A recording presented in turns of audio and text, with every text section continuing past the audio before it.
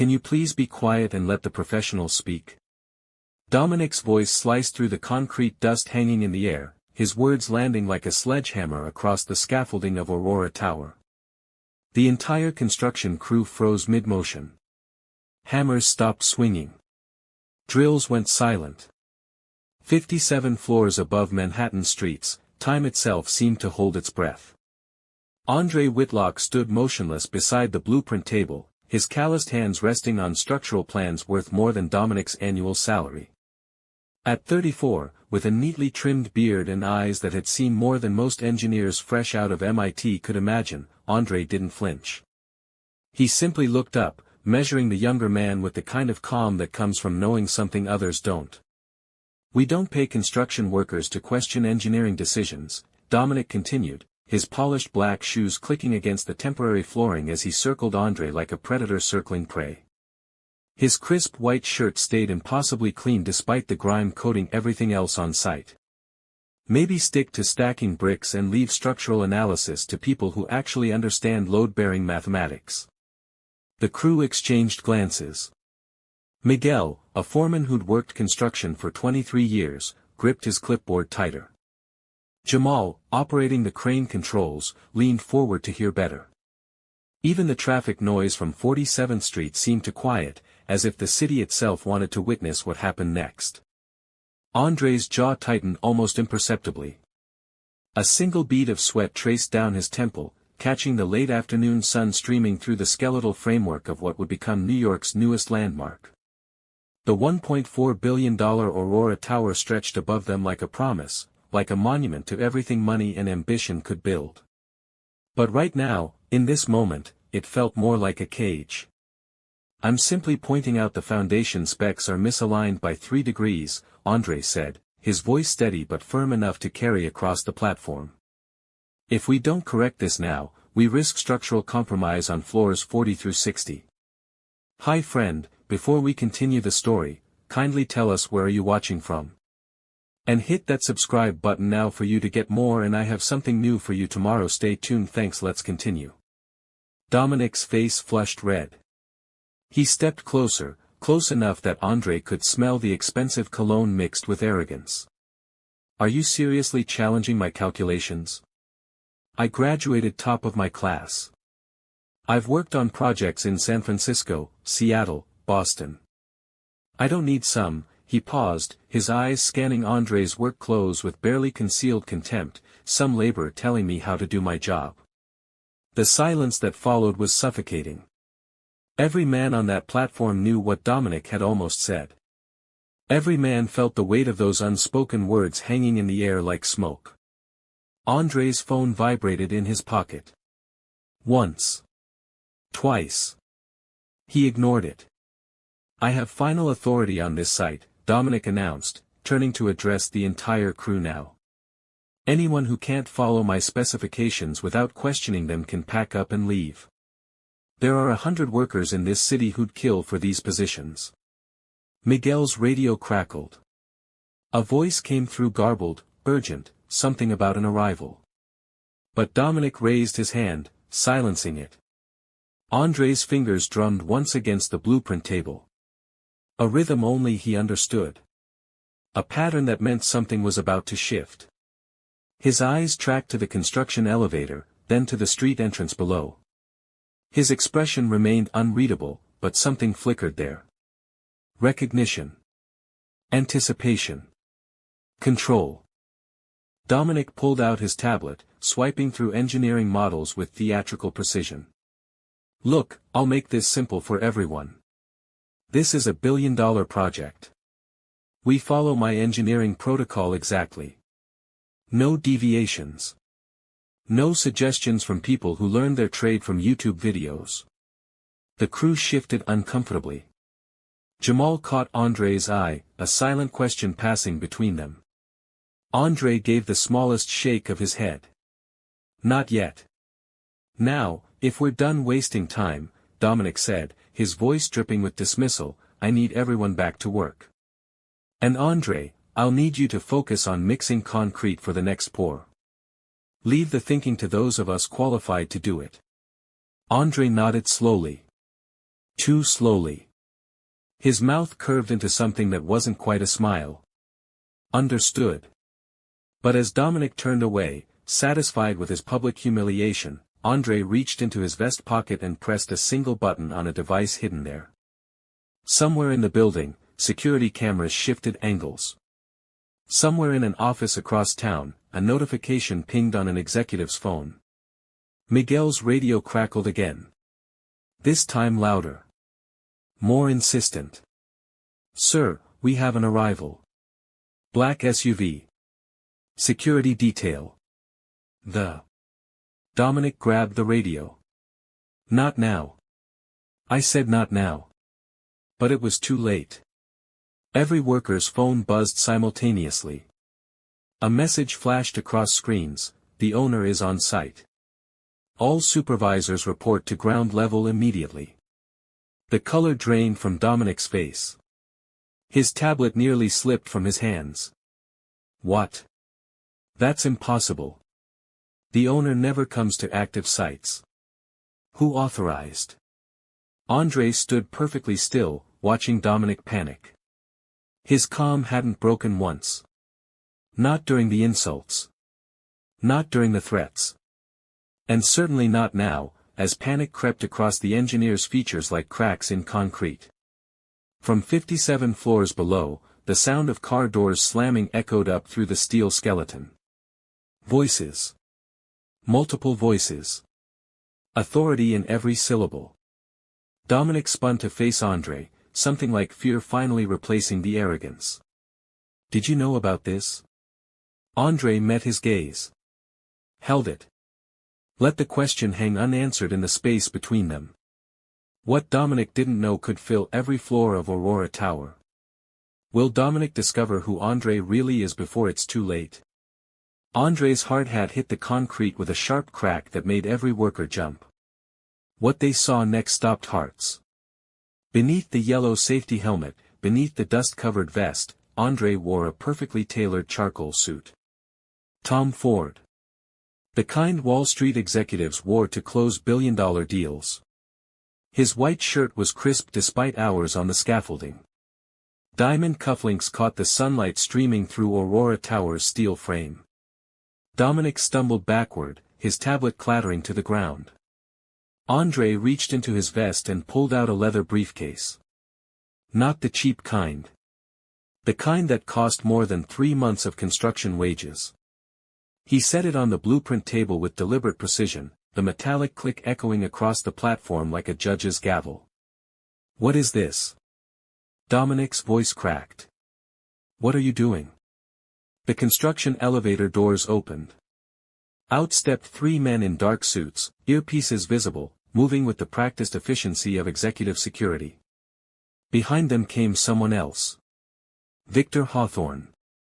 The billionaire developer whose face had been plastered across Forbes, Wall Street Journal, every business publication in America. But Victor wasn't walking toward Dominic. He was walking toward André. "Mr. Whitlock," Victor said, extending his hand. "Thank you for the on-site assessment. Your observations are always invaluable." The crew erupted in whispers. Phones came out. Cameras started recording. Miguel's jaw hung open. Jamal nearly dropped his radio. André shook Victor's hand but kept his eyes locked on Dominic. "We have a situation that requires immediate attention." Dominic's face cycled through confusion, denial, terror. "Wait. Mr. Whitlock. As in Whitlock Equity? The Whitlock who owns 42% of this project?" André opened the briefcase. Inside lay documents stamped with legal seals, corporate letterheads from the Aurora Tower Consortium. Right on top sat a single sheet that made Dominic's knees buckle. 47%, actually, André corrected. Controlling majority. Acquired through a blind trust 3 years ago when Victor here needed capital to break ground. He pulled out the document, holding it where everyone could see. "Which means every decision on this site ultimately answers to me." The platform went silent except for the distant hum of Manhattan traffic below. Dominic tried to speak. Failed. Tried again.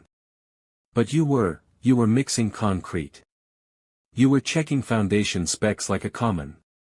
Like someone who actually understands construction. Andre interrupted. His voice remained calm, but now it carried the weight of real authority.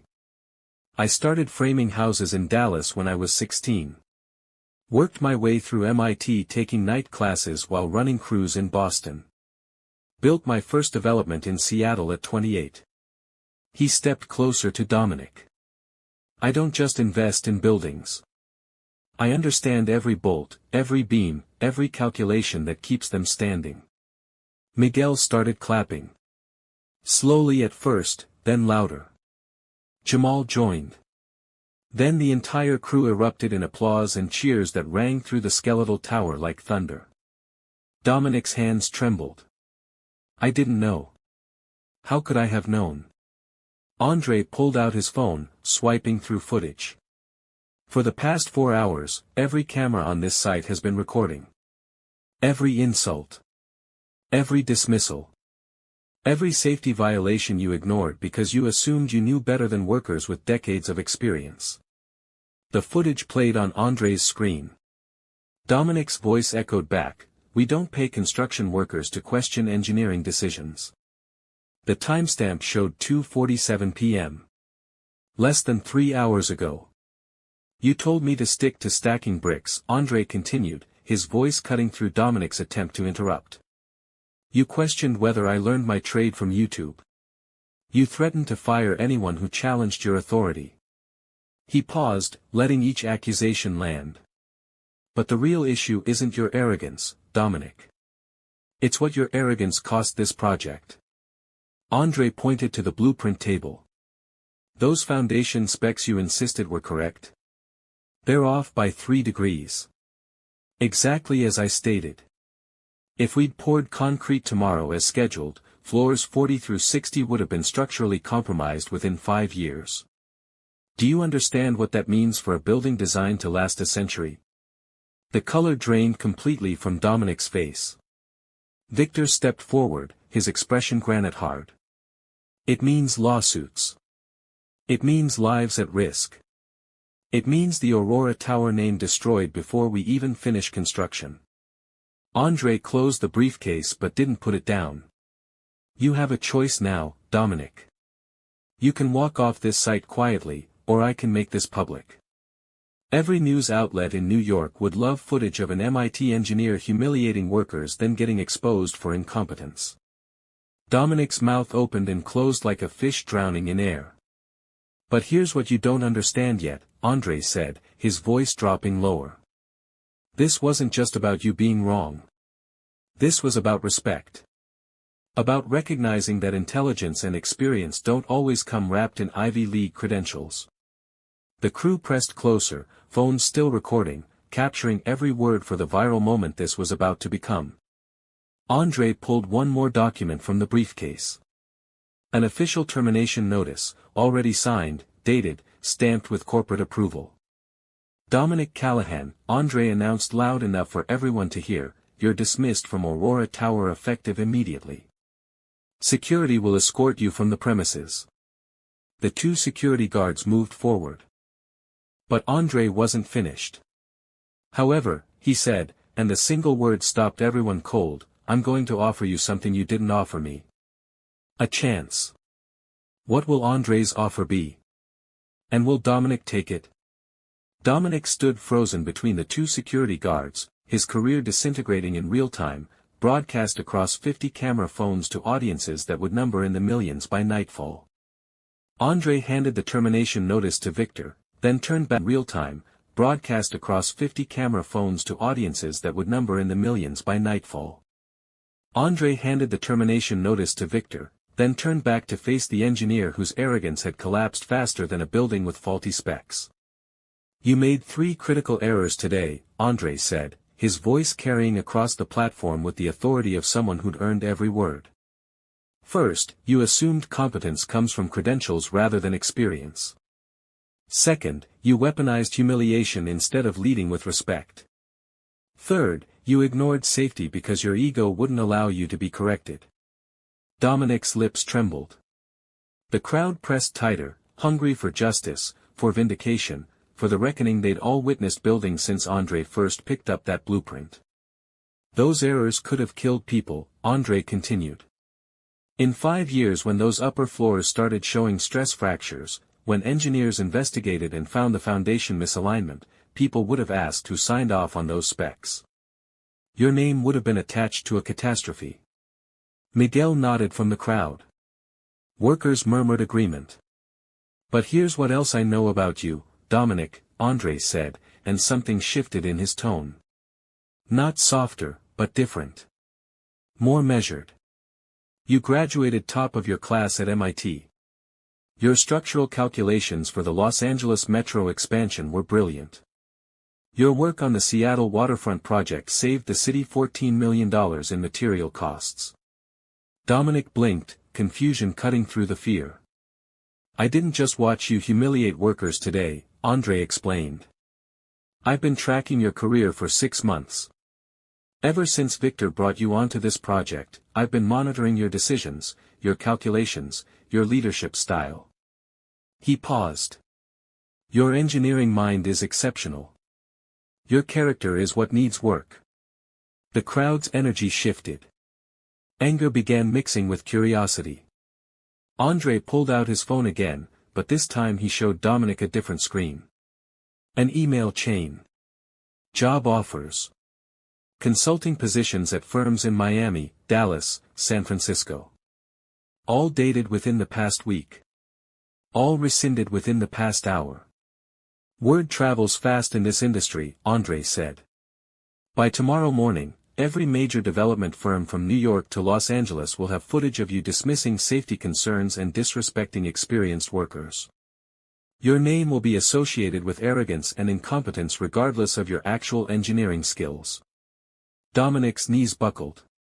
Miguel caught him before he collapsed completely. Unless, Andre said, and the single word hung in the air like a lifeline thrown to a drowning man, you're willing to learn what your Ivy League education never taught you. Victor crossed his arms, watching the scene unfold with the detached interest of someone who'd seen power plays before but never quite like this. I'm offering you a choice, Andre continued. Walk away right now and let your career burn. Or stay on this project under new conditions. Conditions that will humble you in ways MIT never could. The crew leaned in. Every phone camera zoomed tighter. You'll work directly under Miguel here, Andre gestured to the foreman who'd been on site for 23 years. Not as an engineer. As his apprentice.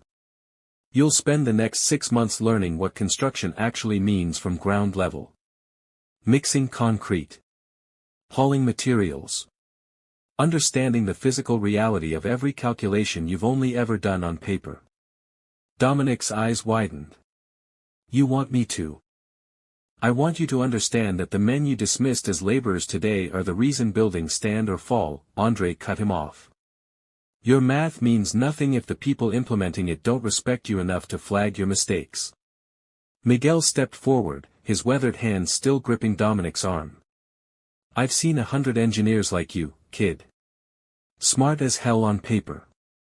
Useless on site because you don't understand that construction is collaboration, not dictatorship. Andre nodded. After 6 months, if Miguel signs off that you've learned humility and respect, you'll return to engineering. But you'll return as someone who actually deserves the authority you tried to claim today. The offer settled over the platform like concrete setting, permanent and undeniable. And if I refuse? Dominic asked, his voice barely a whisper. Andre's expression didn't change. Then you leave now. The footage goes public. And every firm from here to Seattle will know you as the engineer who let arrogance override safety. Your brilliant mind will never get another chance to build anything that matters. The silence stretched. 57 floors above Manhattan, surrounded by steel and ambition and the ghosts of every humiliation Dominic had inflicted, a choice crystallized. Dominic looked at Miguel. At the crew he dismissed. At the cameras still recording. At Andre, standing calm and certain in that Tom Ford suit that cost more than Dominic's monthly rent. I'll do it, Dominic said finally. I'll stay. Andre extended his hand. Not as an equal. As a teacher to a student who'd just enrolled in the hardest course of his life. Dominic shook it, and the crew erupted again, but this time with something different.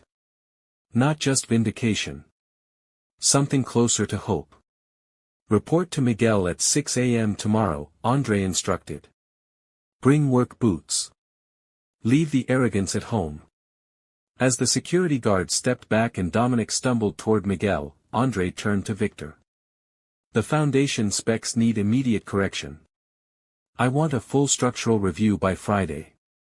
Victor nodded. Understood. And Dominic? He'll either become the engineer this project deserves, or he'll prove he's exactly what we saw today, Andre said. Either way, Aurora Tower gets built right. The crew began dispersing, phones still buzzing with messages, social media notifications exploding across every platform. The story was already going viral. Engineer humiliated. Secret billionaire revealed. Justice served with mercy. But Andre stayed on the platform, watching the sun sink behind Manhattan's skyline, knowing that what happened today would ripple far beyond this one building, this one moment, this one man's pride transformed into potential. Miguel approached, extending his hand to Andre. That took guts. Most people in your position would have just fired him. Andre smiled. Most people in my position never mixed concrete at 16 or learned that everyone deserves a second chance if they're willing to work for it. Below them, Dominic sat on a steel beam, head in hands, his entire world rebuilt in the span of 20 minutes. What neither of them knew yet was that someone else had been watching. Someone with cameras and connections and a story that was about to explode across every news network in America. How will the world react when this story goes viral? The footage hit Twitter at 6:47 p.m. By 7:15, it was trending nationwide. By 8:30, CNN had picked it up. Andre sat in his Manhattan penthouse overlooking Central Park, watching his private moment become public spectacle across every screen in America. His phone buzzed non-stop. Messages from friends in Dallas, colleagues in Boston, investors in San Francisco, family members he hadn't spoken to in years, all asking the same question, is that really you? The video had been edited perfectly. Anonymous construction workers had spliced together every humiliating moment Dominic inflicted, every calm response from Andre, the dramatic reveal, the shock on everyone's faces. The climax hit when Andre opened that briefcase and the crowd realized the quiet worker they'd known for months was actually the man controlling their futures. Views climbed past 2 million. Then 5 million. Then 10. Comments flooded in by the thousands. This is what real power looks like. Humility over arrogance every time. He could have destroyed that engineer but gave him a chance instead. Finally someone holding these entitled kids accountable. But not everyone celebrated. Cable news split predictably. Some anchors praised Andre's lesson in humility and second chances. Others questioned whether public humiliation, even deserved, crossed ethical lines. Business networks debated whether Andre's 6-month apprenticeship offer was genius leadership or corporate theater. Andre muted the television and opened his laptop. Emails from Aurora Tower's PR team filled his inbox, each one more frantic than the last. They wanted statements, interviews, damage control. They wanted to spin the narrative before it spun out of control. He ignored them all and opened a different folder. One marked, Project Foundations. Inside were files on 12 other construction sites across America. Places where he'd quietly invested, watched, observed. Places where workers got dismissed for questioning unsafe practices. Places where arrogance trumped experience and buildings got built wrong because nobody with authority was willing to listen. Aurora Tower wasn't just about Dominic. It was about proving a point that needed proving. His phone rang. Victor Hawthorne. Andre let it go to voicemail, knowing exactly what the billionaire developer wanted to discuss. Publicity. Brand management. How to turn viral controversy into profitable momentum. Instead, Andre pulled up the security footage from that afternoon that hadn't gone viral yet. The quiet moments after the cameras stopped rolling. Dominic sitting alone on that steel beam, Miguel approaching him, the two of them talking for 40 minutes while the crew packed up equipment. Andre zoomed in on Dominic's face. Saw the exact moment humiliation transformed into something else. Not quite acceptance. Not quite understanding. But the beginning of both. His phone buzzed again. This time a text from Miguel. Kid showed up at my house tonight. Wanted to know what time we start tomorrow. Brought work boots. Asked if I'd teach him everything. Andre smiled. Typed back, and Miguel's response came quick, told him 6 a.m. No excuses. No special treatment. He cries, he quits, or he learns. We'll see which. Across the city, in a cramped apartment in Queens that Dominic could barely afford on an engineer's starting salary, the young man sat at his kitchen table watching the same footage everyone else watched. Watching himself transformed into a cautionary tale. A meme. A symbol of everything wrong with entitled youth and Ivy League arrogance. His phone had died hours ago from the flood of messages. Friends offering sympathy. Former colleagues distancing themselves. His parents in Ohio demanding explanations.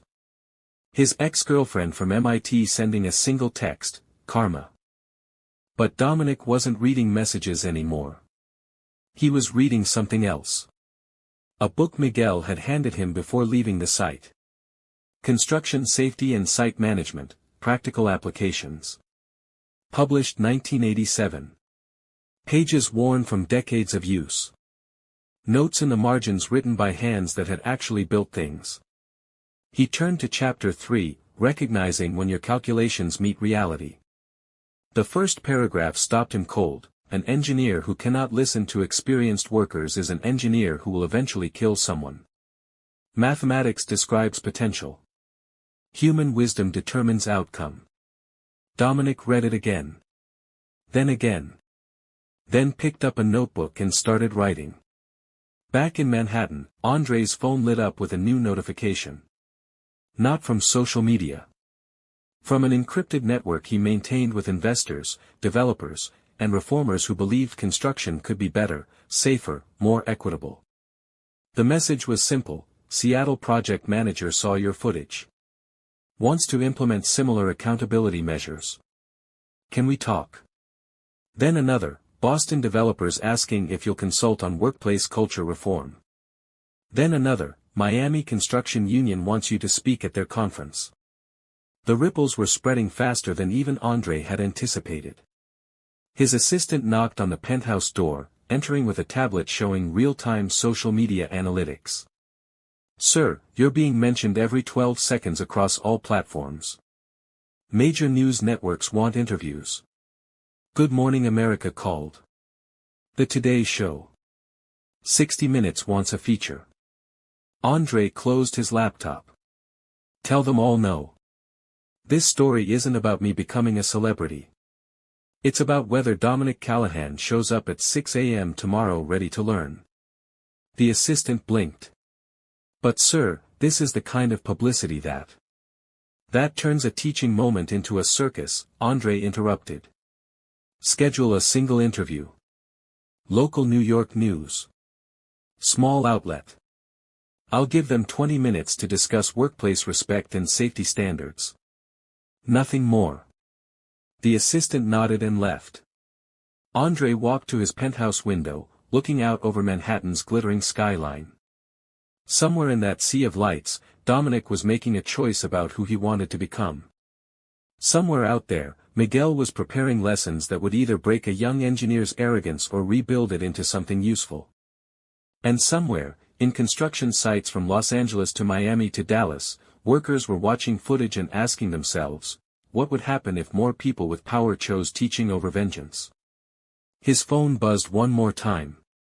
A message from an unknown number: thank you. I'm a construction worker in San Francisco. My supervisor saw your video and apologized for how he's been treating our crew. Small thing, maybe. But it mattered. Andre saved the message. Added it to a folder he kept for moments when he questioned whether any of this made a difference. Tomorrow, cameras would be waiting at Aurora Tower. Reporters hoping to catch Dominic's first day as an apprentice. Social media ready to document whether redemption was real or just another corporate publicity stunt. But tonight, in this quiet moment before everything exploded again, Andre allowed himself to believe that maybe, just maybe, humiliation paired with opportunity could rebuild more than buildings. It could rebuild people. Will Dominic prove the doubters wrong? Subscribe and turn on notifications so you don't miss what happens when he shows up for his first day as Miguel's apprentice. The next chapter drops tomorrow, and trust me, you won't want to miss this transformation. 6 a.m. came cold and unforgiving. Dominic stood outside Aurora Tower in work boots that pinched his feet, jeans that felt alien after years of business casual, and a sweatshirt that didn't match the image he'd spent a decade building. His hands shook from more than just the November chill cutting through Manhattan streets. News vans lined the block. Cameras pointed at him like weapons. Reporters shouted questions that blurred into noise. Dominic, how does it feel to go from engineer to laborer? Are you doing this for publicity or do you actually regret your actions? Is this humiliation or education? He kept his head down and pushed through the crowd toward the construction entrance where Miguel waited, arms crossed, expression unreadable. You're 2 minutes late, Miguel said. Dominic checked his phone. 6:02 a.m. I had to get through though. Don't care about excuses, Miguel interrupted. Care about showing up on time. Tomorrow you're here at 5:55. Understood? Yes sir. Miguel's eyebrow raised. Don't sir me. I work for a living. Call me Miguel. The crew arrived in waves, each worker eyeing Dominic with expressions ranging from curiosity to barely concealed satisfaction. Jamal nodded once. Others ignored him completely. Nobody offered sympathy. Miguel handed Dominic a hard hat, safety vest, and gloves worn soft from years of use. Today you're learning concrete. Not the engineering behind it. The actual physical reality of mixing, pouring, and finishing. Questions? No. Good. Follow Jamal. Do exactly what he says. Mess up and you start over. Complain and you're done. The next 8 hours destroyed every assumption Dominic had built about construction work. His back screamed after the first hour of hauling 70-pound bags of concrete mix. His hands blistered through the gloves by hour 2. His arms trembled so badly by hour 3 that he could barely grip the mixing tools Jamal demonstrated with effortless precision. You're dropping your shoulder, Jamal said for the 15th time, watching Dominic struggle with the paddle mixer. Engage your core. Use your whole body, not just your arms. Dominic adjusted. Failed. Adjusted again. The concrete splattered across his boots. Again, Jamal said. No sympathy. No shortcuts. Just the relentless repetition of doing it right until muscle memory replaced ego. By lunch, Dominic could barely lift his sandwich. The crew ate in clusters, conversations flowing around him like water around a stone. Nobody was cruel. Nobody was welcoming. He simply existed on the periphery of a world that had functioned perfectly fine without him. Miguel sat down across from him. How are the hands? Dominic showed him the blisters forming despite the gloves. Yeah, that'll happen. They'll callus over in a week or 2. Miguel bit into his sandwich. Your mixing technique improved. Still got the rhythm wrong, but you're learning. It wasn't praise. It was observation. Somehow that made it mean more. Can I ask you something? Dominic said quietly. Shoot. Why are you giving me a chance? After what I said yesterday, I wouldn't have. Miguel chewed thoughtfully. Because I've seen brilliant engineers become great leaders, and I've seen brilliant engineers stay arrogant idiots their whole careers. The difference isn't intelligence. It's whether they're willing to admit they don't know everything. He pointed at Dominic's blistered hands. Those blisters. That's the first real thing you've learned. That the work you calculated on paper actually costs something physical to execute. Dominic looked at his hands. At the crew working around them. At the Aurora Tower rising above them floor by floor, built by people whose names would never appear in architectural magazines but whose labor made every design possible. I really didn't understand, he said. No, Miguel agreed. You didn't. Question is whether you will. The afternoon brought new challenges. Finishing concrete. The delicate art of smoothing surfaces before they set, achieving the precise texture that calculations could describe but only experience could execute. Dominic watched Miguel work, movements efficient and practiced, creating perfection with tools that looked simple but demanded mastery. Your turn, Miguel said, handing over the trowel. Dominic's first attempt looked like a child's finger painting. Uneven. Rough. Completely wrong. Again. By 4 p.m., his 100th attempt looked marginally less terrible. By 5 p.m., Miguel nodded once. Better. Still wrong, but better.